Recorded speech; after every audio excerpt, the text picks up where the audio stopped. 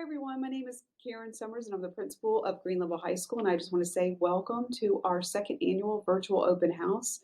This is definitely not what we had in mind for our open house this year, but due to COVID numbers, we're all learning to adjust and adapt. But our fingers are crossed that we'll be able to meet everybody in person in August. But in the meantime, we hope you enjoy this virtual open house. We've created a couple platforms for you to access. One platform is for our rising freshman students, and all of the information that you could possibly think about Green Level is located in that platform. And then the second platform is for our existing sophomores and juniors and seniors, and that really contains all of our registration information.